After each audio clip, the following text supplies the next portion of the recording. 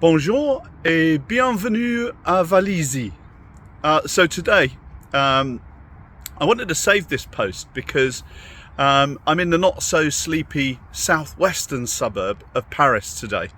And I chose the hotel that I'm in because the designer Philippe Starck has just got so many chairs in this hotel. And if you like Philippe Starck and you like his design of chairs, this is the hotel to come to, and it's the Best Western, just in that southwestern suburb.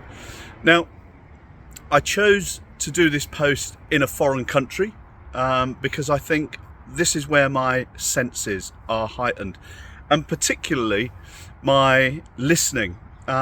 You'll be well aware whenever you're in a different country, be it a city or a town that's unfamiliar to you, everything else comes to life. So you're aware of the architecture around you, you're aware of the different tastes in food and cuisine, perhaps even some different alcohol. But the thing for me is my listening.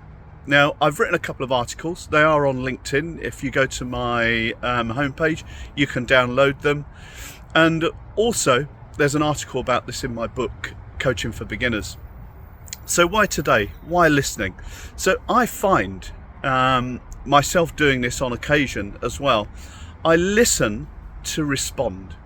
What do I mean by that? So I'm listening to you talking, but I'm already thinking perhaps how I might answer your question or respond to your statement. Now, when I'm in a foreign country, my hearing is probably heightened. So we've got 5 senses, right? And I think it's entirely possible to put all of the power into one of those senses. And I find myself, when I'm listening, because I want to understand what the person's saying and understand the language they're speaking, my hearing is heightened.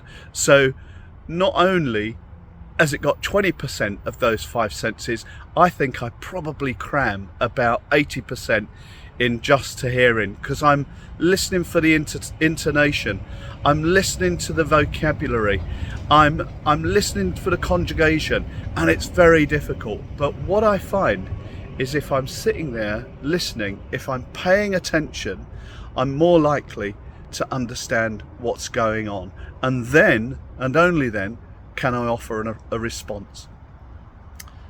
So what can we do in our normal everyday life in responding with the language that's native to us?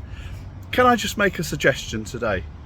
Let's listen to the person opposite us, and let's listen to purely understand, not to respond, because it will be appropriate at some point to respond.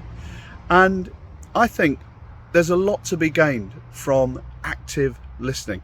Just download that article that I wrote. It's called Active Listening, Releasing Your Inner Ninja.